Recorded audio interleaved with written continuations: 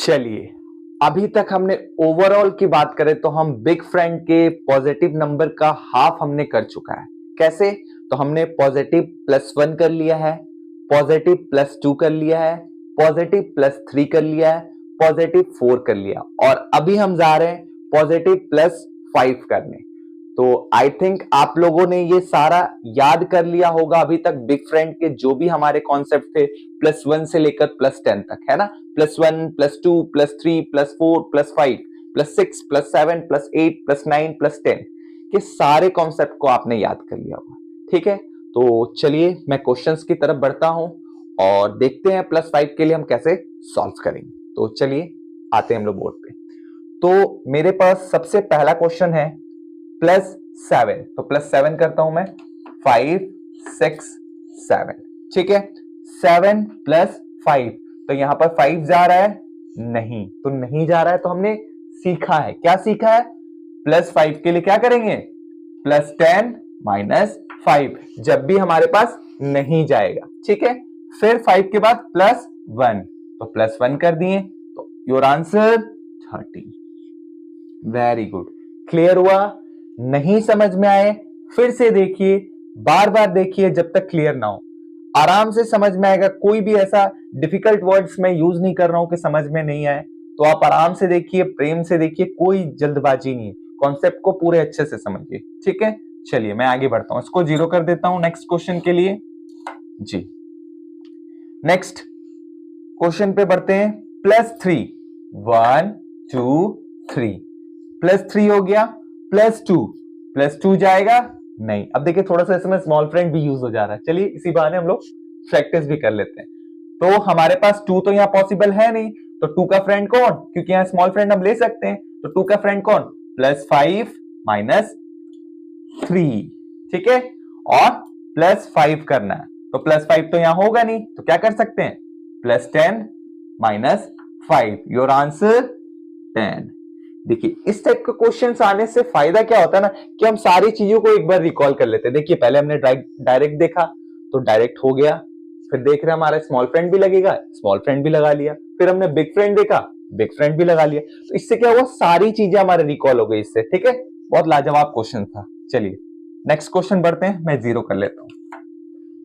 चलिए next question की तरफ बढ़ते हैं। तो +9 है, 5 6 7 8 9 कर लिया हमने। +5 के लिए तो कोई जगह ही नहीं है, डायरेक्ट बिग फ्रेंड ही लगेंगे, तो क्या करेंगे? +10, वेरी गुड। फिर हाँ -5, वेरी गुड। फिर क्या है जी? +1, तो +1 करते हैं। +1 जा रहा है नहीं जा रहा है, तो अब यहां भी हमारे पास स्मॉल फ्रेंड लग गया। कैसे लगा? 1 तो जा नहीं रहा, तो +5 - 4 है ना, योर आंसर 15। देखिए ये अच्छा लगता है जब क्वेश्चंस में दोनों आ जाते हैं ना, तो स्टार्टिंग के लिए हमारे पास क्या होता है, जो कॉन्सेप्ट क्लियर नहीं होता है यहां से क्लियर हो जाता है ना। चलिए 15 हो गए, चलिए मैं 0 कर लेता हूं। समझ में आई ना? ठीक है, चलिए नेक्स्ट क्वेश्चन की तरफ बढ़ता हूं। +5 है, तो +5 हमने किया, फिर +5 है, तो यहां 5 की पॉसिबिलिटी है नहीं है, तो क्या करेंगे? जब भी नहीं लगे तो हम पहले डायरेक्ट चेक करते हैं, डायरेक्ट नहीं हो स्मॉल चेक करेंगे, स्मॉल नहीं हो बिग के पास आएंगे। तो अभी हमें बिग के पास जाना होगा, तो +10 - 5। उसके बाद क्या है? +2, 1 2, तो answer 12। Very good, very good. Next question किया जाए, 0 कर देता हूं मैं। इसी तरीके से बच्चों को बताना है आपको, स्लोली जितने सारे क्वेश्चंस आप कराएंगे ना प्रैक्टिस, उतना ज्यादा बच्चों के लिए फायदा है। कोशिश कीजिए जो हमारा बिग फ्रेंड है, स्मॉल फ्रेंड है, उनसे डेली थोड़ा थोड़ा बच्चों से जब भी क्लासेस हो उस समय ओरली करवा लीजिए, कभी कभार रिटर्न नोट्स करवा लीजिए कि बाबू चलो लिख के दिखाओ आप याद है कि नहीं। कभी कभी ओरली पूछ लिए क्लास में किसी से भी पर्टिकुलर खड़े करके, हाँ बताओ बाबू इसका क्या होगा, इसका क्या होगा। इस तरीके से बच्चों को जब बार बार रिमाइंड करेंगे तो वो उनके दिमाग में पूरा अच्छे से फिट हो जाएगा। ठीक है, चलिए नेक्स्ट क्वेश्चन की तरफ आते हैं। +5, तो +5 हमने किया, फिर +5, तो +5 तो पॉसिबल है नहीं, तो क्या किया हमने?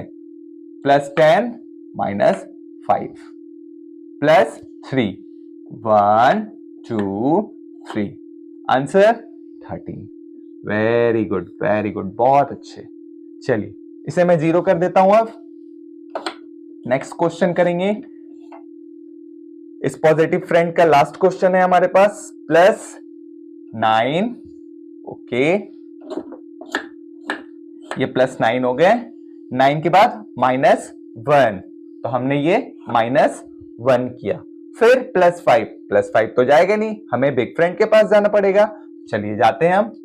+10 देन -5, आंसर 13। लीजिए, ये भी हमारा कंप्लीट हो गया, बिग फ्रेंड का +5। तो इसी तरीके से बच्चों को प्रैक्टिस कराते रहना है और कराते रहना है, ठीक है। और इसी तरीके से बच्चों को धीरे धीरे कराते जाइए और बच्चे आपके बेहतर होते जाएंगे कैलकुलेशंस में।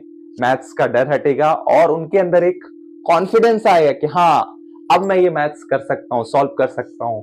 उन्हें एडिशन, सब्ट्रैक्शन, मल्टीप्लिकेशन, डिविजन, इन सब का डर धीरे धीरे खत्म होने लगेगा। जैसे ये सब चीजों को जब सीखते जाएंगे ना, और जब ये एबेकस किट से पूरे चीजों को कैलकुलेशन करना सीख जाएंगे, तो उनके अंदर से जो वो डर होता है, अरे बाबा ये कैसे बनेगा, तो वो चीजें क्लियर होने लगेगा। डर फेयर पूरा हट जाएगा, उन्हें मजा आने लगेगा। जो मैथ्स स्कूल में क्या होता है ना, थोड़ा सा जो सिस्टम होता है वो थोड़ा डर का भावना जगा देता है। तो ये जब ये फन से खेलते हुए करते हैं ना, तो उनका कॉन्फिडेंस ऑटोमेटिक बूस्ट होने लगता है। तो बच्चों को इसी तरीके से एंटरटेनमेंट के साथ आप पढ़ाते रहिए। फिर मिलते हैं नए कॉन्सेप्ट के साथ।